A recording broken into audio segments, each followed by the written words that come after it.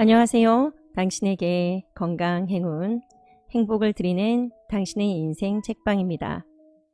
오늘 읽어드릴 책은 지난번에 이어 사이토 이토리가 지은 부자의 운입니다. 사이토 이토리는 내 인생에 잠재되어 있는 운을 끌어당기는 법칙을 전해줍니다. 책을 통해 운도 좋아지고 삶도 행복해지는 하루 되시길 바랍니다. 돈을 불러 모으는 것은 요령이 아니라 사람입니다. 저는 어느덧 일본에서 세금을 가장 많이 내는 사람이 되었습니다. 일본 최고의 부자라고도 불리게 되었고요. 하지만 아무 일도 하지 않고 그저 운이 좋다는 말만 해서 이렇게 된 것은 아닙니다. 저는 그동안 일하는 것이 좋아서 열심히 일했습니다. 사업이라는 것은 경마처럼 한 방에 승부할 수 있는 게 아닙니다. 이익을 끊임없이 창출해야만 하지요. 그런데 손님들이 기뻐하는 일을 하지 않으면 이익은 나지 않습니다. 따라서 저는 어떻게 하면 손님들을 기쁘게 할 수 있을까를 늘 연구하며 상품을 만들어 왔고, 물론 지금도 그렇게 하고 있습니다. 그렇기 때문에 저는 부자가 될 수 있었던 겁니다. 여러분 중에는 뭔가 특별한 성공 비법을 기대하고 이 책을 읽는 분들도 있을 겁니다. 그런 분들께는 이렇게 너무도 당연한 이야기를 해드려서 정말 미안합니다만 진실이 그러하니 저도 어쩔 수 없습니다. 일본 최고의 부자가 될 정도라면 뭔가 특별하고 신기한 재능이 있는 게 아닐까 하고 생각하는 분들이 많은데, 돈이라는 것은 일하지 않으면 벌 수 없는 겁니다. 그럼에도 사이토 씨는 돈과 관련해서 뭔가 특별히 하는 일이 있습니까? 라는 질문을 종종 받습니다. 장사에 관해 묻는 게 아니라 돈에 관해 뭔가 하는 일이 있느냐고 묻는 것이지요. 그럼 저는 돈이 흉하게 구겨져 있으면 안 되니까 그림을 맞춰 가지런히 두는 정도입니다 하고 대답합니다. 그런데 이건 너무나 당연한 거죠. 벽에 그림을 걸 때 거꾸로 걸지 않듯이 말입니다.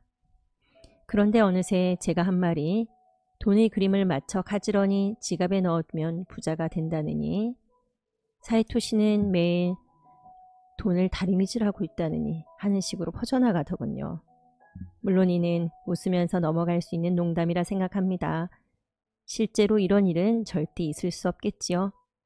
여러분도 농담은 그저 농담으로만 즐기시길 바랍니다. 우리네 상인들은 돈을 곧잘 다리에 비유하곤 합니다. 그런데 이제껏 돈이 스스로 걸어가는 모습을 본 사람은 없습니다. 그렇다면 어떻게 하면 돈이 나한테 오게 할 수도 있을까요? 돈을 자기한테 오게 하는 것은 바로 사람입니다. 이 명확한 사실을 잊어버렸다간 당신이 고생합니다. 빠른 것에는 늘 수요가 있습니다. 직장인 중에는 빨리 목돈을 모으고 싶다고 말하는 사람이 더러 있습니다. 제자가 경영하는 회사의 젊은 직원 중에도 이런 분들이 있는데, 이분들에게 조금이나마 도움이 될 만한 이야기를 해볼까 합니다. 돈을 모으고 싶으면 운을 끌어올리면 됩니다. 지금 제가 농담을 하고 있다고 생각할지도 모르지만 진지한 이야기입니다. 살다 보면 자연스레 오늘이 지나 내일이 오고 또 내일 모레가 옵니다. 누구든 오늘에서 내일로 옮겨가죠. 아무리 싫다고 해도 오늘은 내일로 운반되어 갑니다. 바로 운인 것이죠. 다시 말해 누구에게나 운은 있는 것입니다. 그럼 이번에는 운세라는 단어를 떠올려 봅시다. 옮겨가는 기세를 운세라고 하죠. 운세가 좋다는 것은 결코 옮겨가는 기세가 좋다는 뜻입니다. 빈둥거리고 있는 상태를 기세가 좋다고 하지는 않죠. 알아서 척척 일을 해치울 때 기세가 좋다고 합니다. 즉 일을 할 때 기세를 몰아 속도감 있게 처리하는 것을 말합니다. 각자 직장에서 어떤 업무를 완성하는 데 걸리는 평균 시간이 있겠지요. 운을 끌어올리려면 그 평균보다 조금이라도 빨리 하면 됩니다. 그러면 돈은 모입니다. 왜냐하면 빠른 것에는 수요가 있기 때문이죠. 예를 들어 일본의 고속철도, 신칸센 중에는 특급이 가장 수요가 많고 손님도 많습니다.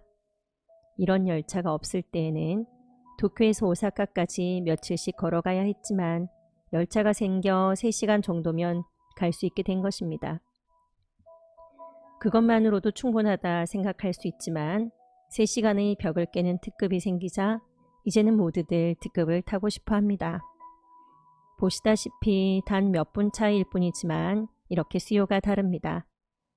따라서 천천히 달리는 시골의 완행 열차들은 하나같이 적자가 나고 있습니다. 손님이 별로 없어요. 다시 말해 느린 것에는 수요가 없습니다. 빠른 것에는 수요가 있다는 것은 사람에게도 해당됩니다. 회사는 일 처리가 빠른 사람을 원합니다. 나를 원하는 회사가 많으면 출세합니다. 출세하면 봉급도 올라갑니다. 봉급이 올라 그만큼 저축을 많이 하면 돈도 모입니다. 그렇다고 해서 뭐든지 빨리 하기만 하면 되느냐 하면 또 그렇지는 않습니다. 세상에는 다양한 직업이 있습니다. 그 중에는 예술가처럼 시간을 들여가며 창조적인 작업을 해야 하는 직종도 있지요. 가령 광고의 카피를 만드는 사람은 단 한 줄의 카피를 쓰기 위해 몇 시간을 쓰기도 합니다. 이런 작업을 느리다고 생각해서는 안 됩니다. 보통 사람은 평생 해도 어려울 일을 몇 시간 만에 하니까 사실 대단한 속도인 거죠. 하지만 이런 경우를 제외하고서라도 느린 것이 가치 있게 여겨지는 곳은 없습니다. 이처럼 빠른 곳에는 늘 수요가 있으니 여러분은 일을 할 때 기세를 더하면 됩니다. 기세를 붙인다고 해서 무슨 거창한 방법이 따로 있는 건 아닙니다. 직장에서 누군가로부터 부탁을 받았다면 우물쭈물하며 투덜거리는 대신 예라고 대답하고 즉시 일에 착수하세요. 이런 간단한 행동만으로도 당신의 가치는 확실히 올라갑니다. 돈 하지 말고 자기 할 일을 열심히 하면 됩니다. 상인들 사이에서 많이 하는 말 중에 손해를 보는 것이 결국 득이 된다는 이야기가 있습니다. 하지만 이는 상인들만의 전매 특허가 아닙니다. 직장인들한테도 해당되죠. 예컨대 남들보다 2배 열심히 일하는 직원이 있다고 칩시다. 만약 영업사원이라면 인센티브를 요구할 수도 있겠지요. 열심히 일할수록 수입이 올라갈 테니까요. 그런데 말이죠. 저는 이제껏 이런 꾀를 내서 나중에 한 재산을 남겼다느니 빌딩을 세웠다느니 하는 소리를 들어본 적이 없습니다. 이런 사람이 부자가 되지 못하는 이유는 손해를 보는 것이 결국 득이 된다는 사실을 깨닫지 못했기 때문입니다. 이 사실을 깨닫기만 하면 되는데 말이지요. 무슨 뜻인가 하면 다른 사람과 똑같은 월급을 받으면서 열심히 일을 하면 된다는 겁니다. 봉급을 2배로 주는 곳에서 2배 열심히 일하겠다는 사람은 많습니다. 하지만 그런 직장에서는 당신이 아무리 열심히 해봤자 빛을 발하기 어렵습니다. 빛을 발하려면 어떻게 해야 할까요? 다른 사람과 똑같이 봉급을 받는 직장에서 2배로 열심히 일하면 됩니다. 경영자의 눈에는 이런 사람이 빛나 보입니다. 경영자에게 있어 정말 고마운 사람이지요. 이런 사람을 보면 애지중지해주고 싶고 출세시켜주고 싶은 마음이 절로 생기는 법입니다. 이런 사람은 나중에 어떻게 될까요? 아시다시피 과장이 되고 부장이 되고 당연히 봉급도 올라갑니다. 그리고 심지어 사장 자리에 오르기도 합니다. 그리고 어느새 깜짝 놀랄 만큼 많은 돈을 손에 넣게 되죠. 그러니까 너무 눈앞의 이익에 급급하며 돈하지 말고 열심히 자기 할 일을 하세요. 그러면 주위 사람으로부터 이 사람은 이해 득실을 따지지 않고 열심히 하는 사람이구나 하는 평가를 받습니다. 그리고 이렇게 되면 부탁받는 일이 많아집니다. 누구누구씨 죄송한데 이것 좀 해주실래요? 라는 말을 듣는 횟수가 늘어나는 거죠. 자신의 이름이 불리는 일이 직장에서 많아지면 틀림없이 당신의 운세는 상승합니다. 부탁을 받았을 때는 밝은 표정으로 힘차게 예 하고 대답하세요. 그 일을 열심히 하면서 나는 그저 먹고 살 수 있을 정도의 돈만 있으면 된다는 식으로 담담하게 일하다 보면 출세는 틀림없이 당신을 기다리고 있을 겁니다. 이런 사람이 나중에 독립을 하면 역시나 사람들이 몰려듭니다. 주위에서 저 사람에게 부탁하면 뭐든 열심히 해주었으니 또 부탁해야겠다 하고 생각하기 때문이지요. 이러니 사업이 번창하지 않을 수 없습니다. 그런데 어떤 일을 부탁받았을 때 왜 나한테만 부탁하는 거야? 똑같은 봉급 받으면서 왜 나만 이 고생을 해야 하냐고 하며 불평하는 사람도 있습니다. 이런 사람은 일의 성의를 다하지 않습니다. 그러니 당연히 운세가 나빠지겠지요. 당신이 사장이라면 일을 부탁하기 어려운 직원을 자기 회사에 오래 있게 하고 싶을까요? 물론 인심 좋은 사장도 있겠지만 세상은 넓습니다. 세상에는 그런 인심 좋은 사장만 존재하는 건 아닙니다. 베풀면 언젠가 반드시 돌아옵니다. 스스로에게 투자하고 다른 사람의 2배나 열심히 일해서 출세하고 봉급도 올라 저축도 많이 했다고 칩시다. 물론 이것만으로도 충분히 행복하겠지만 이보다 더 행복해지는 방법이 있습니다. 바로 당신이 성공을 위해 이제껏 해온 방법을 부하 직원이나 후배들에게 전수하는 겁니다. 그런 짓을 하다간 뒤쫓아오는 사람에게 초월당하지 않을까 하는 걱정은 할 필요가 없습니다. 이 세상에 공짜는 없으니까요. 베풀면 나중에 그만큼 돌아오는 법입니다. 이상하게 들릴지도 모르지만 이게 바로 세상의 섭리라는 겁니다. 이건 내가 생각해낸 방식이니까 다른 사람에겐 가르쳐 줄 수 없다고 하는 사람과 내가 깨우친 방식을 다른 사람에게도 전수해야겠다고 생각하며 다른 사람에게 기꺼이 베푸는 사람을 비교하면 후자가 나중에는 훨씬 풍요로운 삶을 살게 됩니다. 예컨대 프랜차이즈 사업이 그렇습니다. 처음에는 점포가 하나뿐이지만 사업을 성공시키는 방법을 주변에 공개하면서 매출이 수십억, 수백억 원으로 늘어난 경우라고 볼 수 있지요. 학자도 마찬가지입니다. 내가 발견한 건 나 혼자만 알고 있어야 해. 아무한테도 알리지 말아야지 하고 숨기는 게 아니라 논문을 만들어 학회에서 발표를 해야 자신에 대한 평가가 올라가는 겁니다. 일반적으로 학자의 사회적 지위가 높은 이유는 자신이 생각해낸 것을 기꺼이 공개하기 때문이지요. 그런데도 이건 나만의 비밀이야 하며 비법을 절대 공개하지 않는 사람도 있습니다. 이렇게 늘 숨기려 하는 사람과 공개하는 사람을 비교하면 그릇의 크기도 다를 뿐 아니라 사회평가 면에서도 확연히 차이가 납니다. 도리에 맞게 일을 하는 사람은 사회가 긍정적으로 평가하게 되어 있습니다. 좀 더 편한 방법이 없을까 하는 생각을 하다 보면 옆에 있는 사람을 짓밟고 가야겠다는 식의 헛된 짓을 하게 됩니다. 또 자기가 평소에 나쁜 생각을 하니까 다른 사람도 자신을 나쁘게 생각할 거라고 의심합니다. 그러면서 쓸데없는 걱정을 짊어지는 거지요. 그런 걱정을 할 시간에 남들보다 2배 열심히 일하는 게 훨씬 편합니다. 도리에 맞는 일을 하는 것, 이것이 가장 편하고 가장 득이 되는 삶의 방식입니다. 최소 10년은 내다볼 수 있어야 부자가 됩니다. 요즘 들어 부자가 되고 싶다는 젊은이들로부터 이런저런 질문을 많이 받습니다.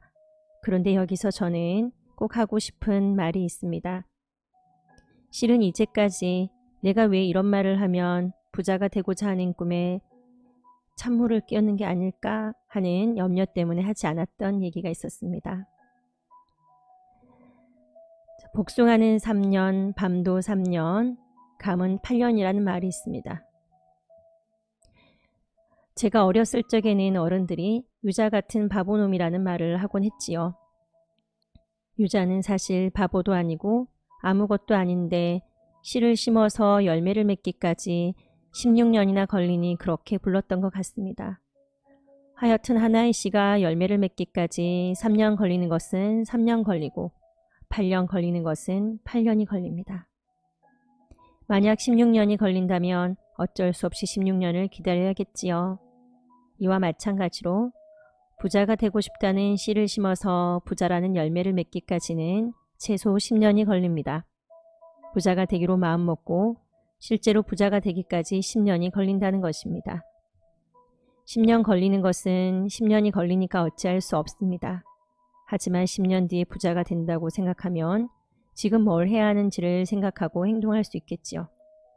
10년을 어떻게 기다리냐고요? 저는 여행을 무척 좋아해서 전국 각지를 이곳저곳 둘러보는 편인데 사실 목적지에 도착해서 둘러보는 것은 별로 좋아하지 않습니다. 목적지까지 가는 그 과정이 즐거운 거죠. 부자가 되는 것도 마찬가지입니다. 부자가 되는데 10년이 걸린다면 그 10년 동안 자신이 해야 할 일을 즐기면서 하면 됩니다. 즉 여기저기 구경도 하면서 묵묵히 걸어가면 되는 것이지요. 그러면 그 여정이 결코 지루하지 않을 뿐만 아니라 10년 뒤에는 정말로 부자가 될 수 있습니다. 그런데 젊은이들 중에는 당장 부자가 되고 싶다, 내년에 부자가 되고 싶다며 서두르는 경우가 있어요. 이렇게 서두르다간 감언이설 속에 속아 사기를 당하는 경우도 있으니 주의하십시오. 성공이란 여정입니다. 따라서 지금 이 순간이라는 과정을 하나의 성공이라고 여기며 걸어가는 사람이야말로 진정 성공한 사람입니다. 성공을 거머쥔 사람만이 성공한 건 아닙니다. 성공을 손에 넣었다는 것은 이미 과거형이지요. 성공을 손에 넣었다면 다음 목표를 향해 다시 걸어가야 합니다. 즉 성공이라는 이름의 여정을 계속 걸어가는 사람이야말로 삶에 있어 진정한 성공을 이룬 사람입니다. 10년 뒤를 바라보고 한 걸음 한 걸음 걸어가는 사람이 있다면 그 사람은 이미 성공한 것입니다.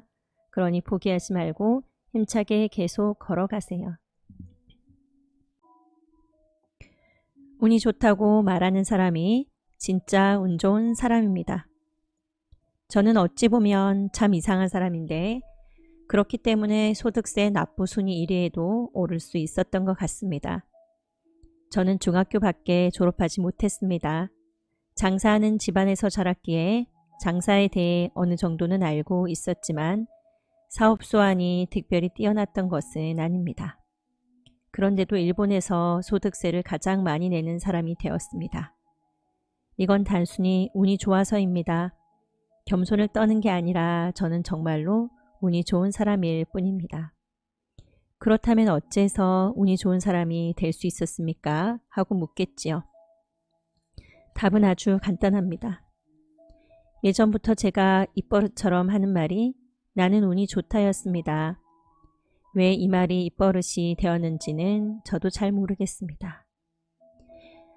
재치기를 한 다음에 욕설을 뱉는 사람에게 왜 그런 말을 했냐고 물으면 그 또한 대답하지 못할 겁니다. 이처럼 이유는 잘 모르겠지만 여하튼 입 밖으로 습관처럼 내뱉게 되는 말이 바로 입버릇입니다. 운이 좋다는 말을 입에 달고 다니는 저희 버릇도 무슨 특별한 이유가 있어서 생긴 건 아닙니다. 무의식적으로 운이 좋다는 말을 하다 보니 어느새 행운이 끊임없이 밀려와 오늘날에 이르게 된 것이지요. 운이 좋은 사람이 되고 싶다고요? 방법은 무척 간단합니다. 그저 운이 좋다, 운이 좋다라고 말하면 됩니다. 운이 나쁜 사람이란 스스로를 운이 나쁜 사람이라고 생각하는 사람일 뿐입니다. 운이 좋은 사람과 운이 나쁜 사람의 구분은 이처럼 사소한 차이에서 비롯됩니다. 100% 내 책임이라 여길 때 답이 보입니다. 여러분은 어떻게 생각할지 모르겠지만 저에게는 머리가 좋아지고 깨달음을 얻을 수도 있으면서 무슨 일이든 잘 풀리게 만드는 마법 같은 주문이 있습니다.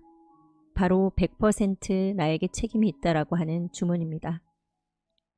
말 그대로 자신에게 일어난 일은 100% 자신에게 책임이 있다고 생각하는 것이지요. 0%도 아니고 50%도 아닙니다. 무조건 100%여야 합니다.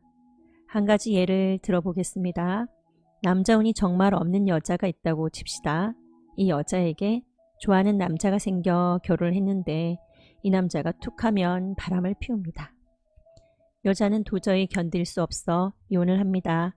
그렇게 시간이 조금 흘러 다시 좋아하는 남자가 생겨 결혼을 합니다. 그런데 이번에도 남자가 바람을 피웁니다. 이런 여자는 분명 남자운이 없다고 할 수 있겠지요. 말 그대로 비극의 여주인공이라 할 수 있습니다. 그런데 이때야말로 100% 자신에게 책임이 있다고 생각할 때입니다. 남편이 바람을 피운 것을 자기 탓이라고 생각하는 것이죠. 말도 안 된다고요? 그런데 놀랍게도 이렇게 생각하면 새로운 사실을 알게 됩니다. 결혼하고 자신이 외모를 가꾸는데 너무 소홀한 나머지 매력 없는 여성이 되어버렸다는 것을 알게 될지도 모르고 살림을 엉망으로 해 남편이 질렸다는 것을 깨달을지도 모르거든요. 어찌되었든 100% 자신에게 책임이 있다고 생각하면 자연스레 개선해야 할 점을 찾게 됩니다. 그리고 그것을 개선하면 남편은 더 이상 바람을 피우지 않게 됩니다. 설사 그렇게 했는데도 남편이 계속 바람을 피워 이혼을 하면 어떻게 하냐고요?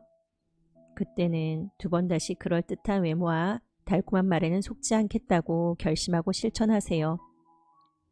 그러면 두 번 다시 속을 썩이는 남자를 안 만날 수도 있습니다. 또 한 가지 예를 들어보겠습니다. 당신이 동네에서 유일하게 슈퍼를 운영하는 사람이라고 칩시다. 하나밖에 없는 슈퍼이니 동네 사람들 모두 그곳을 이용하였지요. 그런데 어느 날 새로운 슈퍼가 들어왔고 동네 사람들은 모두 그쪽으로 몰려가 버렸습니다. 이때에도 저 슈퍼만 없었으면 내가 이렇게 손해보진 않을 텐데 하고 생각할지도 모르지만 마찬가지로 책임은 100% 나에게 있다고 여겨야 합니다. 그래야만 손님들에게 미소가 부족했던 것은 아닌지, 인사를 제대로 못한 건 아닌지 등 여러 가지 개선해야 할 점이 떠오르거든요. 이제 무슨 말인지 아시겠죠? 무슨 일이 일어나든 100% 내 책임이다라고 생각하면 개선해야 할 점을 즉시 발견할 수 있습니다. 아주 쉽게 자신을 개선할 수 있는 겁니다. 개선해야 할 점을 발견하는 요령이 궁금하다고요? 자신도 즐겁고 주위 사람도 즐거워지기 위해서는 어떤 일을 해야 할까를 생각하면 됩니다. 그렇게 해서 해답을 얻게 되면 마음속에 불이 들어와 환하게 밝아집니다. 그 해답이 바로 정답이기 때문이죠. 지나간 과거도 바꿀 수 있습니다. 과거는 바꿀 수 없지만 미래는 바꿀 수 있다. 흔히 이렇게들 말하지만 저는 이에 동의하지 않습니다. 저는 반대로 생각하거든요. 과거는 바꿀 수 있어도 미래는 바꿀 수 없다. 이게 진짜 현실입니다. 어째서 과거를 바꿀 수 있냐고요? 과거에 일어난 일이란 한마디로 추억이죠. 추억이라는 것은 나중에 얼마든지 바꿀 수 있는 겁니다. 예컨대 저는 학창시절에 공부하는 게 너무 싫었습니다. 그래서 고등학교에 진학할 수 없었지요. 하지만 덕분에 사회생활을 일찍 시작할 수 있었고 상인이 될 수 있었고 오늘날의 위치에까지 오를 수 있었습니다. 그래서 저는 공부를 싫어해서 참 다행이다. 지금 이렇게 행복하게 지낼 수 있으니까 하고 생각합니다. 참 재미있는 것은 지금 행복하면 과거의 불행 또한 좋은 추억거리가 된다는 것입니다. 과거에 언짢았던 경험마저 오늘의 자신을 만들어준 소중한 경험이 되는 겁니다. 어렸을 때 큰 병에 걸려 심하게 고생했던 사람 중에는 크게 알아본 경험 덕에 사람들을 따뜻하게 대하고 여러 사람에게 도움을 주는 일에 보람을 느끼게 되었다고 하는 경우가 있습니다. 이처럼 과거에 힘들었던 추억도 흐뭇하게 떠올릴 수 있는 사람은 분명 지금 행복한 사람입니다. 그리고 지금 행복하니까 미래도 행복할 수 있는 겁니다. 미래를 바꿀 수 있는 경우는 바로 이러한 때에 해당됩니다. 따라서 지금 힘든 일을 겪고 있다 해도 시간이 흘러 행복한 추억거리로 떠올릴 수 있다면 그 경험은 자신의 소중한 보물이 되는 겁니다. 잡초가 아스팔트를 뚫고 나오는 모습을 본 적이 있나요? 아스팔트 밑에 숨어있던 잡초는 그야말로 작고 힘없는 존재였을 겁니다. 하지만 잡초는 자신이 가지고 있는 온 힘을 다해 오랜 시간을 거쳐 아스팔트를 뚫고 나온 거지요. 우리 인간도 마찬가지입니다. 인간은 만물의 영장이라고들 합니다. 따라서 여러분도 과거를 바꿀 수 있습니다. 눈앞의 현실을 힘차게 뚫고 나간다면 힘든 경험도 어느새 자신의 보물이 되어 있을 겁니다. 싫은 사람과 만날 시간에 행복해지는 일을 하세요. 사람이라면 누구나 싫어하는 일이 두 가지 있습니다. 하나는 만나기 싫은 사람을 만나는 것, 다른 하나는 만나고 싶은 사람을 만날 수 없는 것입니다. 이 두 가지는 누구에게나 고통스러운 일이지만 사실 만나지 못하는 사람은 꿈에서라도 만날 수 있지요. 하지만 만나기 싫은데도 만나야 하는 경우는 정말 이러지도 저러지도 못하는 참 곤란한 상황입니다. 만나기 싫은 사람이라는 것은 결국 자신과 코드가 맞지 않는 사람을 말합니다. 누구든지 자신과 코드가 안 맞는 사람이 주변에 한두 명 정도는 있을 겁니다. 물론 저에게도 만나기 싫은 사람이 있지요. 그러나 그 사람은 제 앞에 모습을 드러내지 않는답니다. 왜냐고요? 답은 간단합니다. 제가 그 사람을 만나려 하지 않기 때문이죠. 만에 하나 만나야 한다면 잽싸게 도망가 버립니다. 정말 그래도 되느냐고 반문하는 사람이 있을지도 모르지만 저는 아무런 문제가 되지 않는다고 생각합니다. 고통받는 것이야말로 인간에게 있어 가장 큰 골칫거리입니다. 코드가 안 맞는 사람끼리 얼굴을 맞대면 싸움이 일어납니다. 하지만 만나지 않으면 그런 일은 애초에 일어나지 않겠지요? 만나기 싫은 사람은 그냥 안 만나면 됩니다. 다만 한 가지 기억해야 할 게 있습니다.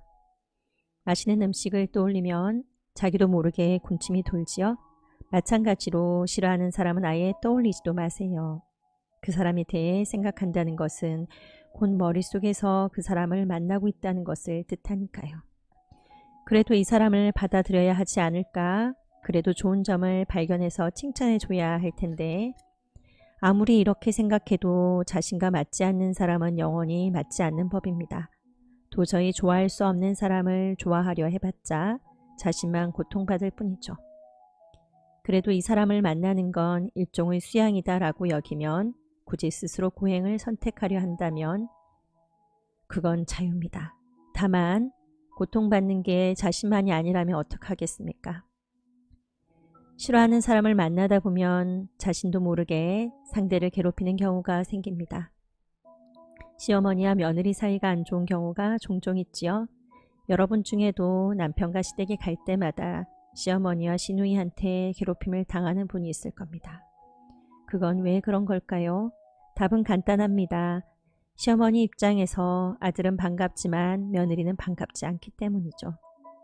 따라서 안 맞는 사람을 만나지 않는 것은 상대방에 대한 배려이기도 합니다. 그러니까 이 경우에는 남편만 시댁에 보내고 자기는 안 가면 됩니다. 물론 참을 수 있는 수준의 사람이라면 참아도 됩니다. 하지만 도저히 참을 수 없을 정도로 싫은 사람이면 굳이 만날 필요까지는 없습니다. 일본에만 해도 1억 3천만 명보다 많은 수의 사람들이 있습니다. 이렇게 사람이 많은데 굳이 자기가 싫어하는 사람을 만날 이유는 없지 않나요? 싫어하는 사람과 만나 고통을 받으면서도 행복해질 수는 없습니다. 만나기 싫은 사람과 만날 시간에 자기가 행복해지는 일을 하세요. 그리고 이렇게 하다 보면 신기하게도 오랜만에 그 사람을 만났을 때 오히려 사이가 더 좋아지는 경우도 있습니다. 신은 여러분을 한 번뿐인 파티에 초대하였습니다. 제가 황당한 말만 하는 것 같지만 사실 하고자 하는 말은 단순합니다. 여성이라면 자기 관리 차원에서 외모에 신경을 쓰는 것이 좋습니다. 옷은 밝은 색으로 입되 어두운 색 옷을 입더라도 액세서리를 걸치면 됩니다. 그렇다고 비싼 액세서리를 할 필요는 없습니다. 그저 반짝 빛나는 것이면 됩니다. 싸구려라도 전혀 상관없어요. 그저 자기가 좋아하는 것을 몸에 걸치기만 하면 됩니다. 만약 당신이 남성이라면 여성에게 호감을 주는 사람이 되도록 하세요. 어떻게 하면 여성으로부터 호감을 얻을 수 있을지 진지하게 고민해 보는 겁니다. 왜 그래야 하냐고요? 이 세상의 인구 중 절반은 여성이기 때문이지요. 더군다나 지갑을 쥐고 있는 쪽도 여성입니다. 여성으로부터 미움을 받으면서 무슨 돈을 벌겠다는 겁니까? 남성이라면 여성이 매력을 느끼는 그런 사람이 되어야 합니다. 여성은 꽃입니다. 꽃이 되고 싶어 하죠. 아내에게 나는 당신이 화장을 연하게 하는 게 더 좋아. 이런 한심한 주문을 하는 남편들이 있습니다. 화장을 연하게 하는 게 좋다면 본인이 그렇게 하세요. 여성에게 뭔가를 자꾸 요구하지 마세요. 자기가 할 수 있는 일은 자기가 해결하시기 바랍니다. 그런 남자가 강한 남자입니다. 그런 남자가 여성으로부터 참 멋있는 분이네요 라는 소리를 듣는 법입니다. 돈 벌려고 장사하는 사람만 매력적이 되어야 하는 건 아닙니다. 조금 전에 여성은 꽃이라고 했는데 실은 여자든 남자든 모든 인간은 꽃입니다. 신은 인간을 창조할 때 화려한 꽃으로 만들었습니다. 그런데도 어른들은 자식한테 남들이 눈에 튀지 않게 조심하라고 가르쳐 왔죠. 이래서 꽃이 잡초로 자랄 수밖에 없는 겁니다. 어른들은 튀어서는 안 된다고 말했는지 몰라도 사회에 나가면 눈에 띄어야 살아남을 수 있습니다. 꽃은 꽃으로서 눈에 띄어야만 하는 거죠. 알다시피 사람의 인생은 한 번뿐입니다. 신은 여러분을 한 번뿐인 파티에 초대한 겁니다. 참 멋있네요 라는 말을 들을 만큼 멋진 모습으로 파티에 참석하는데 나쁠 게 뭐가 있겠습니까? 자기 자신을 더욱더 멋있는 모습으로 가꿔보세요. 한 번뿐인 파티에 초대받았으니 축제를 마음껏 즐기시고요. 꽃으로서 당당하게 살아가는 겁니다. 꽃이 잡초처럼 살아가면 불쌍해 보입니다. 자신이 만약 꽃이라면 어떤 모습을 하고 어떤 표정을 짓고 있을지를 생각해 보세요. 이제부터 자신을 가꿔서 스스로를 다시 한번 창조해 보기 바랍니다. 걱정하지 마세요. 당신은 운이 좋은 사람입니다. 저도 여러분도 같이 성장하는 삶이 되었으면 합니다.